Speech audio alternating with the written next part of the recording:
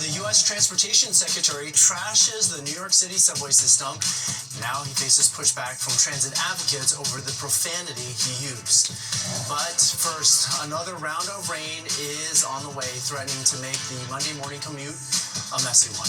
Welcome to the 10 o'clock news. I'm Arthur Chian. Today was a major cool down compared to yesterday's warm spring weather. Let's bring in meteorologist Audrey Puente for our first look at the forecast. Hey, Audrey. Hi, Arthur. Yes, it was cooler today. However, we were close to average for this time of year. Yesterday's high of 64 is long gone. Temperatures now are in the 40s. We're at 42 degrees in Central Park with mainly clear skies. A few clouds now rolling in to parts of LaGuardia where temperatures are also at 42. We have 44 being recorded out in Atlantic City. We can see the clouds are moving in, and they will be gradually kind of envelop the entire region and begin to thicken and lower too. The rain is not too far behind. It's starting to edge its way across central Pennsylvania and will work its way eastward here into the tri-state area as we move through the overnight hours. Now off to the north, where temperatures are cold enough, we could see a little bit of an icy mix in places across the Hudson Valley. For everyone else, though, I think it'll be mainly a rain event, and it will be here for the tomorrow morning commute hours, and then everything shifts off to the east by early afternoon and will end the day much drier than we'll be starting it for your Monday.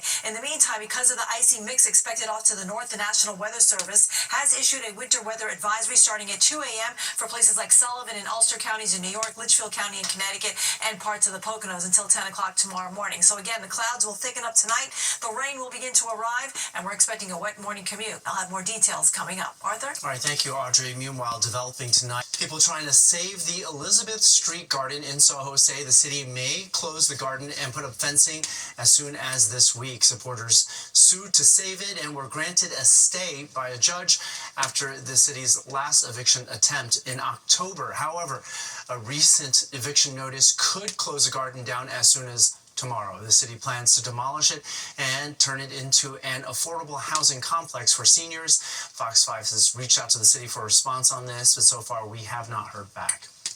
Pope Francis making a public appearance just moments before being discharged from the hospital in Rome.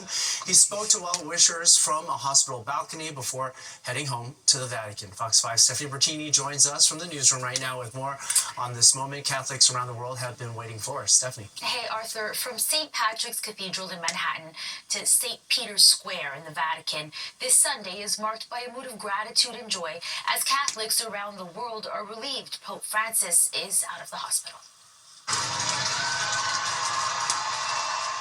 In his first public appearance on a balcony at Gemelli Hospital in Rome, the Pope addressed an overjoyed crowd right before he left for the Vatican. Sì, a tutti. E vedo questa signora con I fiori gialli. Thank you to everyone, and I see this woman with yellow flowers. Brava, he said in Italian. The moments many Catholics have been hoping for, televised for a crowd that gathered in St. Peter's Square at the Vatican. The Pope will spend the next 2 months resting and recovering at his home in the Vatican, as per doctor's orders. But his doctors say it's expected he will be able to resume all normal activities eventually. Thanks be to God, it's good news. Cardinal Dolan clearly overjoyed at St. Patrick's Cathedral in Manhattan today. The Pope was hospitalized on February 14th with bronchitis and a slight fever. Just days later, he was diagnosed with a bacterial, viral, and fungal infection in his respiratory passages. By February 18th, doctors said Pope Francis developed pneumonia in both lungs. Because God is with him. And thanks God he's alive. That's a God intervention, right? I mean, a lot of people saying maybe he'll resign, maybe he'll not make it. But God intervenes. While many are grateful for the Pope's recovery, it indeed is a turn of events, as for a while it seemed his health was continuing to decline. Thank God. Bless. The day before Pope Francis hit the 1-month mark in the hospital, he celebrated his 12th anniversary as Pope. And in the last few weeks, his health seemingly improved. I mean, we haven't gone a day here at St. Patrick's without praying for his recovery.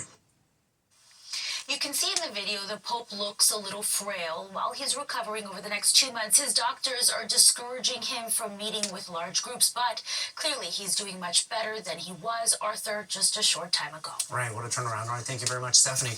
Well,